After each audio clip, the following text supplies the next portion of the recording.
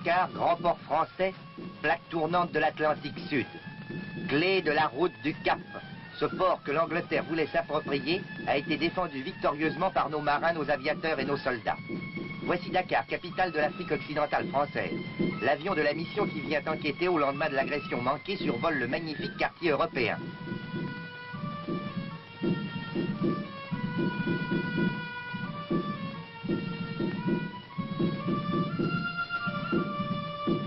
Voici la cathédrale, consacrée il y a quelques années au cours d'un voyage triomphal par son éminence le cardinal Verdier.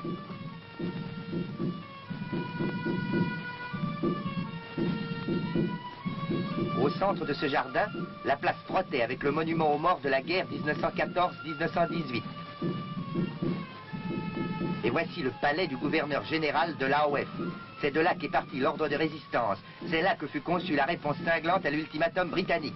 À une fenêtre de ce palais, voici le gouverneur général Boisson contemplant la ville qu'il a su conserver à la France. Voici le général Barrault, qui a parfaitement conjugué l'action des troupes terrestres avec les opérations de la marine.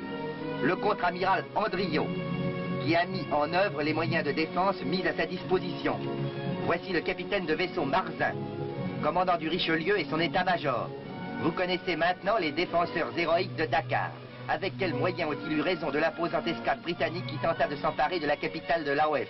Avec quelle défense ont-ils réussi à repousser des tentatives de débarquement? D'abord, grâce aux défenses côtières, ce sont les batteries soigneusement camouflées du Cap Manuel. Puis notre Richelieu. Vous savez, ce Richelieu dont la radio anglaise, fidèle à sa tradition de vérité, annonça à plusieurs reprises qu'il avait été coulé. Le voici au mouillage, près du môle, protégé contre toute attaque inopinée par des filets métalliques.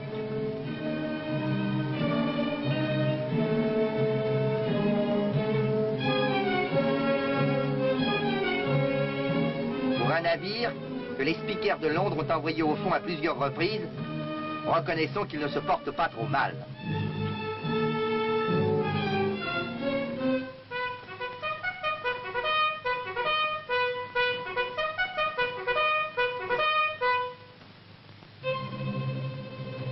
Commandés par des chefs d'élite, les hommes du Richelieu sont soumis à un entraînement intensif. Ce sont des exercices de branle-bas de combat. Le Richelieu, puissamment armé, est aussi merveilleusement équipé pour lutter contre les avions. Il possède des canons à tir rapide qui ont causé quelques dégâts aux avions repéreurs du porte-avions britannique Hermès ou du croiseur de bataille Barham. La DCA du Richelieu a fait merveille au cours de l'attaque. Nous verrons tout à l'heure le résultat d'un de ces cartons. Les mitrailleuses antiaériennes jumelées de notre cuirassé de 35 000 tonnes